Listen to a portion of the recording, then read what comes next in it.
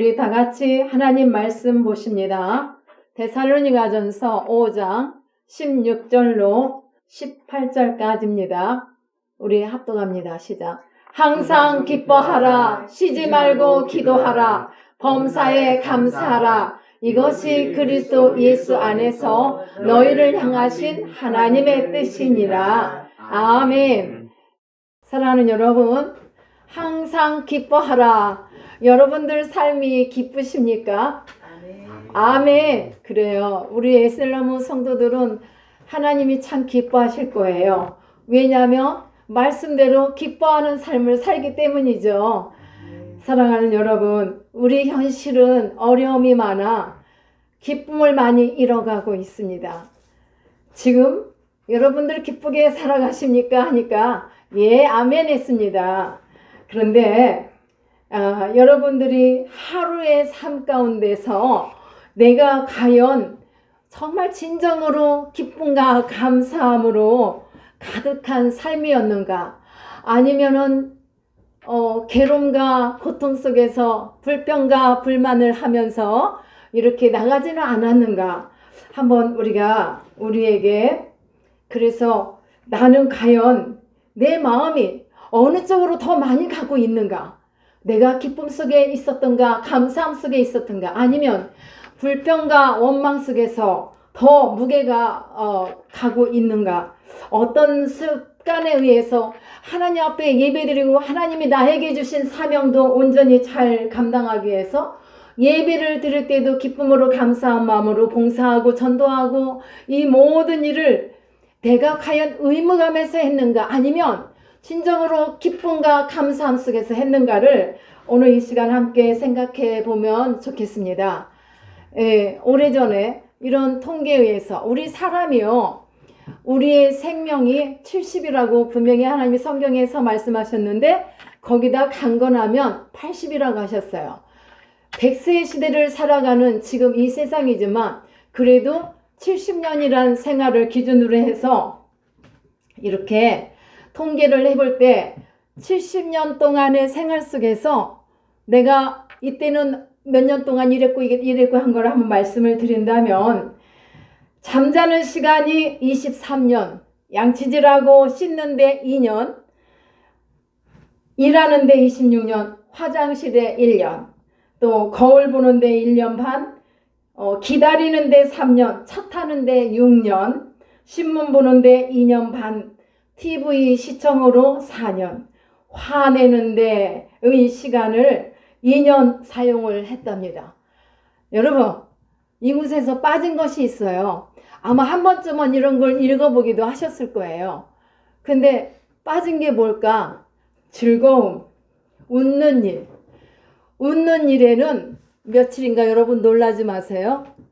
겨우 88일밖에 안 된답니다. 그런데 오늘 성경에서는 항상 기뻐하라 뿐만 아니라 빌립보서에서도 보면은 사도 바울이 기뻐하라 기뻐하라. 그 교회 환경은 매우 어려운 가운데 있었는데 그럼에도 불구하고 너희는 성도들아 기뻐하라 기뻐하라는 말을 수없이 말씀을 했습니다. 여러분, 많은 사람들이 이렇게 보면은요, 아침에도 출근을 할 때도 보면은 다 지쳐있는 모습 뿐만 아니라 저녁 때도 보면은 지쳐있는 모습. 제가 몇 년 전에 이렇게 강화문에 한 2년 반 정도 이렇게 출근한 일이 있었는데 그냥 2호선하고 3호선을 이렇게 갈아타면 가만히 서 있으면 돼요. 뭐 잡을 필요가 없어요. 왜냐? 콩나물 시루라는 그 전철을 타본 사람만이 알 수가 있어요. 그런데 보면은 서서도 막 이렇게 졸아요. 얼마나 피곤한 삶인지 지쳐 있는 거죠. 그런데 저녁 때도 마찬가지예요. 퇴근 시간에도. 여러분, 이렇다 보니까 많은 사람들이 지치고 피곤해서 있다 보니까 내 안에 기쁨이 없어요. 그냥 의무감에 의해서 막 일을 하게 되고 이렇게 하다 보니까 먹고 살기 위해서 일하고. 근데 여러분, 먹고 살기만 위해서만 일한다고 생각하면 좀 슬프지 않을까요? 내가 뭔가 누군가를 위하여 이렇게 뭘 하겠다는 그 마음이 더 강해서 일을 행해 나가면은 내 안에 조금은 기쁨이 있을 것 같아요.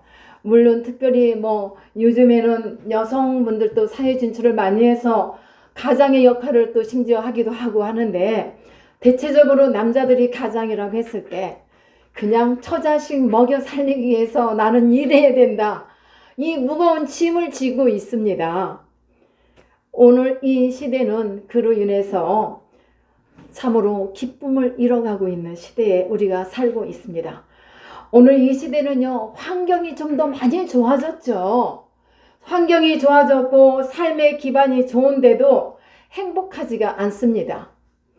더 나은 삶, 더 나은 업적, 또 더 나은 성공에 대한 이런 거에 대한 압박을 받는 스트레스와 이리 밀려오는 괴로움과 욕심과 이런 것들이 다 우리 모두에게 짐으로다가 다가오고 있기 때문에 내 안에서 진정한 기쁨이 없는 거예요.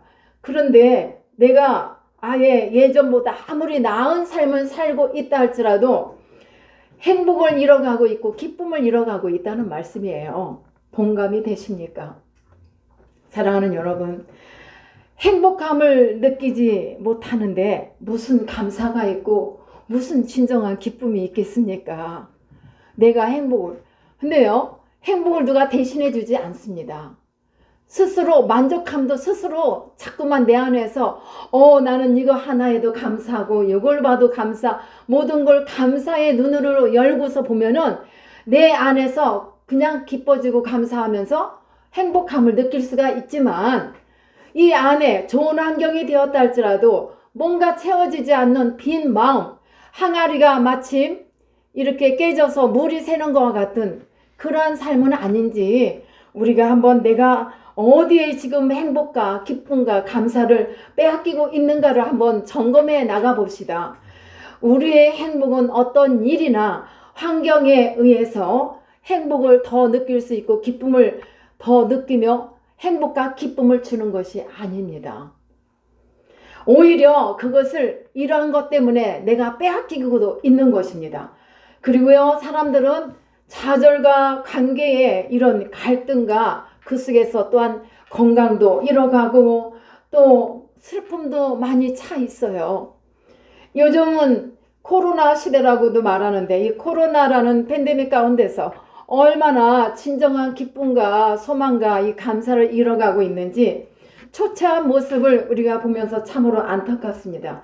그러나 내가 하나님의 자녀라면, 하나님의 성도라면, 우리가 데살로니가전서 5장 16절과 18절까지의 말씀 웬만하신 분은 다 이렇게 암송이 되실 줄 믿습니다. 그런데 내가 머리로는 아는데 행동이 안 된다면은 오늘부터는 우리가 어려운 이 시대에 내가 서 있다 할지라도 한번 지켜서 나가봅시다. 그래서 우리는 기쁨을 회복해야 돼요. 기쁨을 회복해야 예배가 살아있지. 기쁨을 회복해야 내가 행복하지요. 하나님 앞에 예배를 드리고 무슨 일을 하든지 내가 행복해질 수 있는 거지. 이 기쁨이 회복이 되지 않으면요, 왜 요즘에 우울한 게 많아요? 환경이 많이 좋아졌잖아요. 과학이, 문화가 또 여러 가지로 발달되었지만 그럼에도 불구하고 매일같이 이 사람들을 보면은 표정 속에서 난 너무 슬퍼, 난 너무 괴로워, 세상 근심 걱정 나의 것이야 라고 얼굴에 보여요. 예. 그러니까 우리가 하나님의 자녀로서 기뻐하라, 감사하라. 범사여, 감사는 좋은 일이 있을 때만 감사가 아니란 말이에요. 슬프고 괴롭고 고통스러운 가운데도 기뻐, 감사, 이렇게 나가라는 겁니다. 그래서 여러분, 우리가 즐거움으로 하나님 앞에 예배하고 즐거움으로 사역을 감당하고 즐거움으로 생활해야 돼요. 이것이 안 되고 의무감에 의해서 의무적으로 하다 보면 모든 것이 고달퍼집니다. 억지로는 모든 일이 할 수가 없어요. 억지로는 할 수 있으나 그것은 오래가지 않습니다. 하나님도 마음에 즐겨내는 것으로 모든 걸 받으시기를 원하세요. 그렇기 때문에 우리는 항상 어떤 이유에도, 어떤 생활에도, 어떤 환경 가운데서도 하나님이 이것을 기쁘실 수 있도록 우리가 마음과 정성을 드리는 삶이 될 때 진정한 기뻐하는 자로 살아갈 수 있습니다. 그리고 또 한 가지, 왜 사람들이 기쁨을 잃어가고 있을까요? 그것은 많은 성도들이 교리적이고 율법적이 됨으로 말미암아 기쁨을 잃어가고 있습니다. 율법주의 유대인들을 한번 우리가 봐도 그래요. 이들은요, 이 율법에 꽉 매여갖고 얼마나 그들의 삶이 딱딱하고 여유가 없이 전부 모든 게 율법적으로 살아가면 우리는 숨이 막혀 못 살아요. 그런데 그들은 보니까 그래요. 그러다 보니까 교리적인 교회가 은혜에서 율법으로 변질이 되어버리는 거예요. 그냥 그러다 보면은 어떤 본질을 잃어버리면서 형식적이 되어가는 거예요. 이렇게 되다 보니까 참 기쁨이 내 안에서 없는 거예요. 우리가 잘 아는 소아시아 일국교회 아시죠? 첫 번째로 나타나는 에베소 교회는 참으로 말씀의 분별력이 있는 그런 교회로서 무엇이 참이고 무엇이 거짓인가, 무엇이 어떤 사람이 거짓 교사인가, 어떤 사람이 진정한 하나님의 사람인가를 분별할 수 있는 지혜가 있었어요. 그런 것이 있어서 그렇게 분별할 줄 아는 능력을 가진 그런 교회였습니다. 그러나 교회가 왜 주님으로부터 인해 책망을 받았을까요? 어떤 책망이죠? 처음 사랑을 왜 잃었느냐는 책망을 받습니다. 그 이유는요, 분별력은 많이 있었지만은 주님에 대한 첫사랑을 잃어버린 거예요. 그러니까 사랑 없이 뭐든지 교리적이고 율법적으로 그 다음에 이것을 뭔가 누군가에게 나의 참 것을 빼앗기지 않으려고 붙잡고는 있었지만은 그 안에 사랑이 전제가 돼야 되는데 사랑이 없이 행했다는 것을 주님 앞에서 책망을 받은 거예요. 그래도 이들은요, 이단과 거짓 교사들에 의해서 자기들의 그 참 진리인 이 말씀을 지켜 행하려고 대단한 분별력을 갖고 있었던 거예요. 빼앗기지 않으려고. 참 이단과 이런 거짓 교사들은 옛날이나 지금이나 여전히 우리들 가까이서 존재하고 있었어요. 주님의 사랑에 대한 뜨거움을 잃었던 그들, 지식과 교리는 지켰지만 뜨거움을 잃었단 말이에요. 사랑은 있으되 뜨거운 사랑. 여러분들 주님을 뜨겁게 사랑하십니까? 예, 사랑은 하는데 그래도 나는 부족한 것 같더라고요. 여러분들 대단하세요. 예, 주님을 향한 그 사랑이 좀 더 훨훨 따는 그 불보다, 그 뜨거운 열보다 주님을 향해서 이 어려운 때에 더 뜨거운 사랑을 가지고 한번 나가봤으면 좋겠습니다. 그러지 않으면 자꾸 교리적으로 행하고 율법적으로 행하고, 물론 교리와 율법은 지켜 행해야 돼요. 그러나 우리 주님이 이 땅에 오신 목적이 율법을 폐하고 완성을 시키기 위해서 사랑으로 모든 것을 주님의 은혜로 할 것을 원하시기 때문에 오셨잖아요. 그래서 그것을 깨닫고 우리가 나갈 수 있기를 축복합니다. 오늘 본문의 데살로니가 교회도 믿음의 본이 되는 그런 아름다운 교회였습니다. 데살로니가 교회는 믿음의 본이 되는 그런 교회였는데, 이 교회는 바울이 짧은 기간 동안에 세운 교회예요. 불과 한 20일 정도? 그 정도에서 어떻게 교회를 세우냐면 아비의 마음으로, 어미의 마음으로. 그런데 우리 목회하는 이 목회자들에게 특별히 아비의 마음, 어미의 마음이 없이는 목회할 수 없어요. 그래서 이렇게 보면은 그래도 교회 안에서 섬김 가운데 목회를 하신 분들과 제가 그런 걸 많이 느껴요. 예, 그냥 목사의 직분을 가지고 살아가는 분하고 이 차이가 격이 있더라고요. 그런 것처럼 아비의 마음, 어미의 마음이 없이 누구도 섬길 수 없어요. 가정 안에서도 마찬가지예요. 이 마음을 가지고 이 사도 바울은 그렇게 성도들을 돌보면서 양육을 했습니다. 그렇게 했을 때 짧은 기간이지만 그 교회는 믿음의 본질 안에, 믿음 안에 이렇게 본이 되는 교회로 세워졌습니다. 그래서 이런 교회가 믿음의 능력과 사랑의 수고와 소망과 인내를 가진 견고한 교회가 될 수가 있었습니다. 아가야와 마게도니아 지방에 믿음의 소문이 난 그런 교회로도 유명했던 것입니다.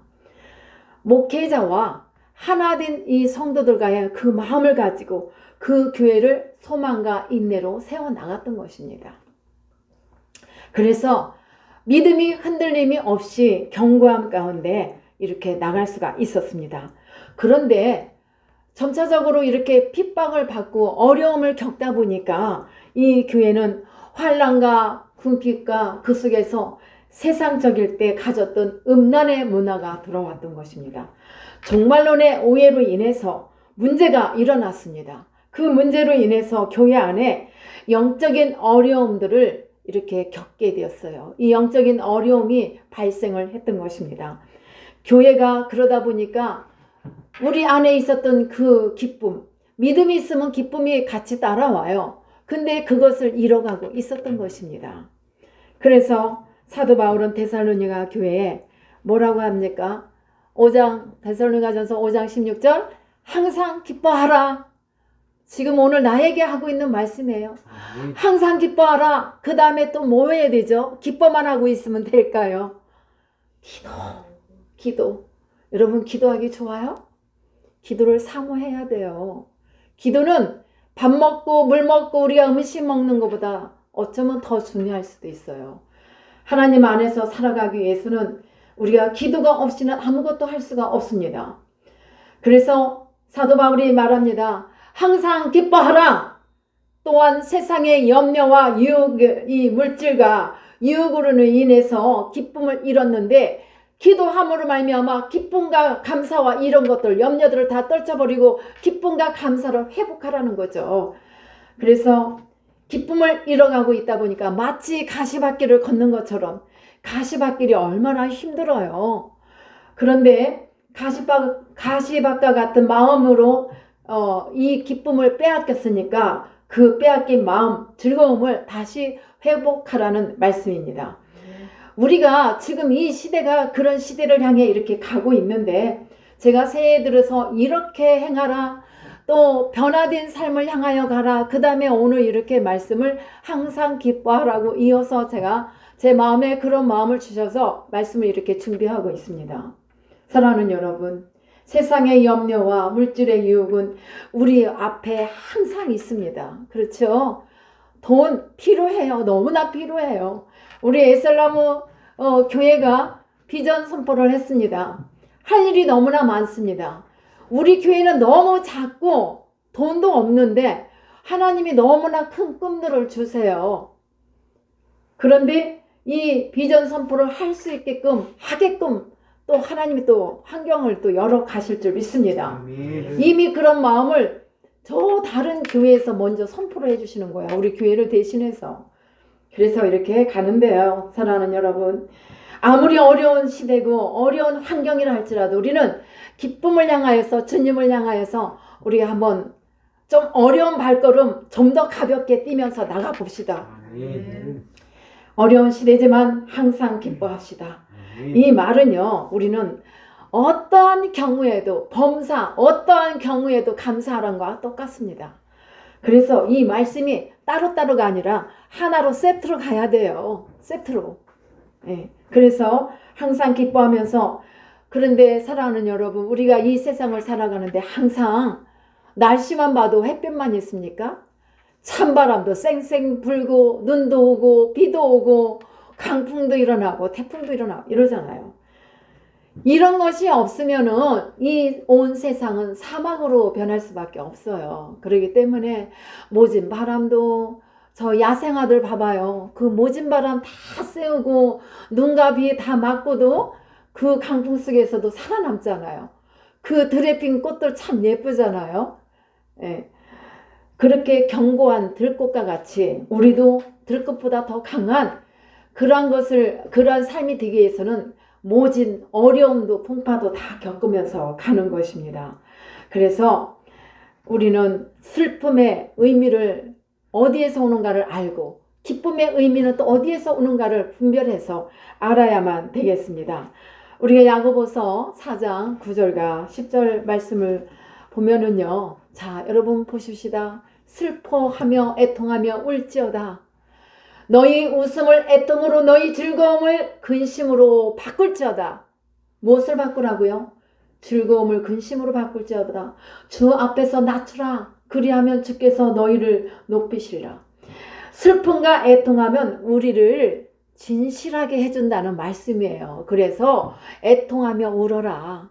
애통함과 그 울음 속에서 나의 진실함이 나타날 수 있기 때문에 즐거움을 근심으로 바꾸라는 거예요. 이 말씀이 좀 이해가 안 되시죠? 근데 그것은 슬픔과 근심 속에서 나의 진정한 기쁨과 감사를 드릴 수 있도록 바꿔보라요. 내가 낮아져야 된다는 말씀입니다. 사람이요, 고난을 당하게 되면은요, 자신을 돌아보게 돼요. 매일 그냥 막 형통하게 모든 일이 다 잘 되기만 한다고 이게 축복이고 이게 감사할 일은 아닌 거예요. 위험한 일이에요. 가다가 넘어지기도 하고 이렇게 바싹 자빠지기도 하고 그 속에서 우리가 낮아짐의 자세를 취해야 되고 하나님 앞에 나갈 수 있어야 합니다. 왜 이 고난이 내게 왔는가를 생각해 봐야 돼요. 이 고난이 나에게 주는 의미가 무엇인가를 우리가 생각해야만 합니다. 왜 내가 건강했는데 갑자기 무엇이 이렇게 힘들어? 왜 아파? 아프면은 죄 때문에만 아픕니까? 그 아픔과 고통 속에서 하나님의 영광을 드러낼 무엇이 있는 거예요. 여러 가지 어려움 속에서도 이러한 모든 과정 속에서 나에게 있는 진실함을 나갈 수 있는 그 은혜를 한번 정말 내가 많이 느끼면서 나갈 수 있기를 바랍니다. 내 자신이 얼마나 무능하고 내가 얼마나 참으로 거짓된 존재인가를 깨닫고 사랑하는 여러분, 내가 굉장한 어려움을 만났습니다. 그런데 그 안에 사랑하는 친구들이 내 옆에 항상 있어줘요. 진정한 친구는 내가 어려움 속에 있을 때 곁에 와주는 친구가 진정한 친구인 줄 압니다. 그런데 이 세상에는 그런 친구를 찾을 만한 인물들이 그렇게 많지가 않아요. 흔하지가 않아요. 그러나 영원히 변함없으신 우리 주님, 우리의 친구 되시는 주님은 항상 변함없이 내가 슬플 때나 즐거울 때나 내 곁에 내 안에 계세요. 항상. 아멘입니까? 그분만이 변함이 없으신 진실하신 분이란 말입니다. 그래서 진실한 친구 찬양합니다. 내가 좋을 때도 잘 나갈 때도 못 나갈 때도 그 친구는 변함없이 곁에 있어줘야 하는 친구가 단 한 명만 있다 해도 우리는 인생에 성공했다라고 말하잖아요. 진정한 친구는 내가 애통할 때 내 곁에 있어줘야 합니다. 또한 우리가 이 어려움을 통해서 하나님을 만나게 돼요. 왜 고난이 축복이라고 하는지 아십니까? 이 어려움을 통해서 내가 좀 더 진실해지고 나를 바라볼 수 있게 되고 내가 또 진실함으로 낮아지면서 나를 관찰하면서 주님 앞에 나갔을 때 그 하나님을 만나는 것은 대단한 축복입니다. 이것이 축복이에요. 아멘. 그래서 내가 좀 고난을 통해서 낮아지고 고난을 통해서 겸손해지고 그래서 이런 얘기들을 많이 해요. 저분은 열심히 저렇게 하나님을 잘 믿고 하나님도 잘 이렇게 봉사하고 막 섬기면서 사는데 왜 저렇게 어렵지? 라고 말해요. 그거는 남들이 말하는 게 아니에요. 교회 안에 있는 성도가 말을 할 수 있어요. 같이 믿는 사람들이. 그런데 여러분 하나님이 원하시는 그 뜻이 무엇인가를 깊이 한번 상고해 봐야 돼요. 하나님은요 견고한 자로 세워서 하나님의 사람으로 이끌어 가기에는 이 모든 걸 다 통과해요. 요셉이 그냥 그 이방 나라의 총리 대신이 그냥 되지 않았습니다. 그는 어린 나이에부터 환난과 고통과 감옥살이까지 하면서 어려움을 많이 겪었습니다. 요셉이 되게 총리의 그 옷을 입고 그 자리에서 잘 해 나갈 수 있는 하나님과의 만남의 시간이 필요했던 것입니다. 아멘입니까? 그래서 내가 오늘 만족하지가 않은 삶이라 할지라도 하나님이 나를 가장 어려운 시대에 이렇게 쓰시기 위해서 나를 이렇게 빚어가시는구나. 도자기를 굽는 사람이 마음에 안 들면은 어떤 사람 눈에는 괜찮아 보이는데도 부시잖아요. 내가 원하는 작품이 나올 때까지 또 굽고 새로 만들고 빚는 거예요. 그와 같이 우리는 이러한 어려운 고난을 통해서 진정으로 하나님 앞에서 회개하고 진정으로 낮아져서 하나님을 찾고 진정으로 겸손해질 수 있는, 하나님만 의지하며 나갈 수 있는 그런 강인함을 찾을 수 있기를 축복합니다. 시편 30편 4절과 5절 말씀을 봅니다. 자, 사랑하는 여러분, 우리가 이 슬픔과 애통함을 견뎌낼 수 있는 것이 무엇일까요? 슬픔 뒤에는 반드시 기쁨이 오고 고난 뒤에는 반드시 축복이 옵니다. 자, 다 같이 주의 성도들아 여호와를 찬송하며, 자, 고난 속에서 찬송하며 그의 거룩함을 기억하며 감사하라. 고통 속에서, 환난 속에서 하나님의 거룩하심을 기억하면서 찬양하라. 그 다음, 그의 노염은 잠깐이요 그의 은총은 평생이로다. 고난과 이 노염이 잠깐이면은 참으로 그 은총은 평생 동안 우리와 함께 하신단 말이에요. 괴로움 이 밤이 지나면 광명의 새빛이 오는 것입니다. 네.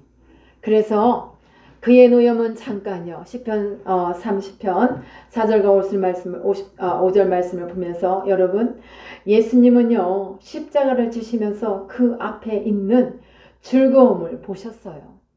와, 십자가를 지면서 즐거움을 보셨다. 히브리서 12장 2절 말씀을 봅니다. 믿음의 주여 또 온전하게 하시는 이 예수님을 바라보자. 우리를 믿음의 주가 되시고 우리를 온전하게 하실 주님을 바라보자 말이에요. 그는 그 앞에 있는 기쁨을 위하여 십자가를 참으사 부끄러움을 게으자. 이 십자가를 짓는 것은 대단한 수치고 부끄러움이거든요. 그럼에도 불구하고 우리 주님은 부끄러워하지 않으셨어요. 속에서 우리 주님은 그 기쁨 속에서 십자가의 고통을 참으셨던 거예요. 그 부끄러움에 개의치 않으셨던 거예요.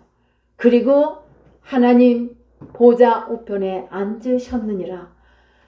고난을, 그 고통을 다 겪은 다음에 하나님 보좌 우편에 앉을 수 있으셨던 겁니다. 십자가 앞에서 인간적인 고뇌를 가지셨어요. 사실은 인성과 신성을 겸비하신 주님이시지만 내가 과연 이 고통의 십자가를 어떻게 질 것인가를 우리 주님 고뇌에 빠지셨단 말이에요. 고통의 눈물도 흘리셨죠. 그러나 그 가운데서도 주님은 아버지, 이 잔을 거둘 수만 있다면 거둬주시면 좋겠는데 그러나 아버지의 뜻대로 하시옵소서.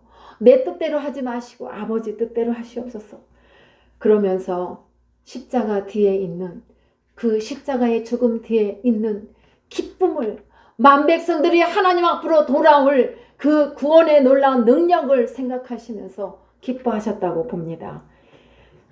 비가 온 뒤에는 하늘이 유난히도 깨끗해 보이고 맑아 보이잖아요. 그래서 우리가 밝은 태양을 보는 그런 태양을 볼 수 있는 사람은 슬퍼하지 마십시오. 우리에게 맨날 어둠의 날만 있는 거 아니에요. 밝은 태양 다가오고 있습니까? 아멘. 더 맑고 깨끗해질 환경과 그런 하늘을 이렇게 보면서 우리가 그 순간을 기다리면 고난도 이와 같이 그 고난 뒤에 기쁨을 바라보며 나가자 이 말입니다. 그 다음에 여러분, 우리가 항상 기뻐할 수 있는 것은 나의 능력이 아닌 주님의 능력입니다. 주님 안에서만이 가능한 일입니다. 내가 기뻐하고 싶어도 억지로 기뻐하지 안 돼요. 그러나 억지로라도 기뻐하는 연습을 하고 거울 앞에 가서 내가 지금 내 모습이 어떤 모습인가 한번 생각해 보세요. 지금은 제 모습이 여러분들에게 어떻게 보여질지 모르지만 저는요 맨날 웃는 사람, 주님 만난 사람으로 별명이 오늘도 천국 갔다 왔어요 라고 이렇게 제가 신학교 다닐 때도 그 얘기를 수없이 많이 들었어요. 그러니까 그게 억지로는 아니라 나는 그렇게 웃는 것 같지 않은데 웃는 얼굴로 이렇게 보여졌나 봐요. 그렇다면 이건 주님의 은혜고 능력입니다. 나도 똑같은 인간인데 어떻게 우리가 그렇게 해요. 어려우면 찡그려지고 막 힘들고 아프면 아파. 그렇지만 여러분, 이 모든 위로함도 능력도 다 주님 안에서 가능한 일이기 때문에 항상 주님 안에서 이러한 삶으로 살아갈 수 있도록 저와 여러분이 더 함께 나가기를 축복합니다. 그 다음 여러분, 사도 바울이 빌립보서를 쓰면서 항상 교인들에게, 성도들에게 기뻐라는 내용을 많이 편지마다 다 써 있어요. 보면 거의 다른 곳에서 얻을 수 있는 기쁨이 아닙니다. 주님 안에서 주님의 마음으로 우리가 살아가고자 할 때 우리는 기쁨을 누릴 수 있고 소망을 더 이뤄나갈 수가 있습니다. 기쁨의 삶이 될 때만이 하나님 나라의 삶을 안고 우리가 또 살아갈 수가 있습니다. 하나님 나라의 삶을 이 땅에서 우리가 얻어야 돼요. 그래야 의와 평강과 희락의 나라를 우리가 볼 수가 있는데, 로마서 14장 17절 말씀을 보면 기쁨의 삶을 살 때 우리는 하나님 나라의 삶을 살 수가 있어요. 자, 봅시다. 하나님의 나라는 먹는 것과 마시는 것이 아니요 오직 성령 안에 있는 의와 평강과 희락이라겠어요. 우리가요 하나님 없이, 하나님 말씀이 없는 가운데서 날마다 좋은 음식, 좋은 옷 입고 먹고 한다고 해서 마냥 행복할 것 같죠? 그거는 참 진정한 행복과 진정한 기쁨이 아니라고 저는 그렇게 말하고 싶어요. 그래서 성령 안에 있는 의와 평강과 희락을 누릴 수 있기를 참으로 간절히 바라는데요. 우리가 말씀 안에 있을 때 주님 안에서 의를 이룰 수가 있고 평강을 이룰 수가 있고 또 우리의 모든 삶이 성령 안에서 또 갈 수 있어요. 그래서 그 안에서 작은 거 하나를 먹어도 감사하며 기쁨으로 또 나갈 수가 있는 것입니다. 우리가 하나님 나라 안에서 살아갈 때에 진정한 참 기쁨과 감동의 삶을 살 수 있는 것입니다. 만약 우리가 하나님의 나라의 기쁨을 잃을 때 우리가 얻는 것은 심판밖에 없습니다. 기쁨과 즐거움이 옥토와 모압 땅에서도 빼앗겼다고 이렇게 예레미야에서도 그런 말씀을 볼 수가 있는데요. 사랑하는 여러분, 우리가 기쁨을 누리며 살아간다면 우리는 하나님 나라를 이미 얻은 것입니다. 천국이 이 땅에서 이루어져야 우리가 그 소망을 이룰 수 있는 거예요. 모든 것이 다 이루어졌기 때문에, 모든 것이 다 갖춰져 있기 때문에 행복한 것은 아닙니다. 기쁨의 삶을 살아갈 때에 우리가 곧 힘이 있는, 능력 있는 삶을 살 수 있는 것입니다.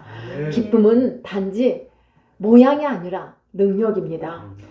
또한 경건 또한 모양이 아니라, 모양만 있으면 안 돼요. 주님이 인정을 못 받아요. 능력입니다.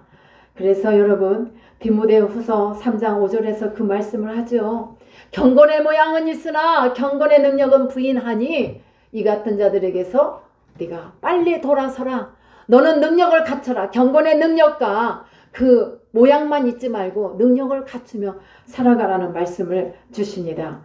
이와 같이 우리가 이런 기쁨의 삶을 살기 위해서 참으로 내 영이 기쁘고 감사해야 다른 영혼에게도 그것을 전할 수가 있잖아요. 그래서 그 영혼을 살릴 수가 있잖아요. 어려움 속에, 슬픔 속에 있는 영혼을 우리가 어떻게 가요? 내가 주님으로부터 능력이, 주님의 기쁨의 능력이, 주님이 주시는 감사의 능력이 있을 때 그 영혼을 찾아갔을 때 그 영혼도 나와 같이 이렇게 기쁨과 감사의 삶을 살지 않겠습니까?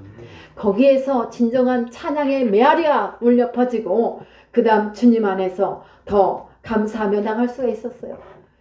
찬양에 감옥에 갇혀있는 이 바울이 그 깊은 밤 고통 속에서 찬양을 할 때 이 간수가 어떻게 구원받았어요? 그 모습을 보니까 그와 같은 삶이 이 바울에게서 본 거예요. 야, 어떻게 저 매를 맞고도 고통 속에서 저렇게 주님을 찬양할 수 있을까? 여기에서 간수가 뒤집어진 거예요. 그래서 그가 구원을 받은 것처럼 우리도 그러한 삶의 현장에서 주님의 살아계심의 놀라운 능력의 역사가 나타날 수 있기를 축복합니다. 우리가 이 땅에서 기쁨을 누리지 못하면 하나님의 나라는 없다라고 생각하고 지금부터 억지로라도 기뻐하며 감사하는 여러분들의 삶이 되시기를 축복합니다. 그리할 때에 여러분들의 삶에 능력이 나타날 줄 믿습니다. 그러한 천국 백성들이 다 되시기를 예수님의 이름으로 축복합니다. 기도합니다.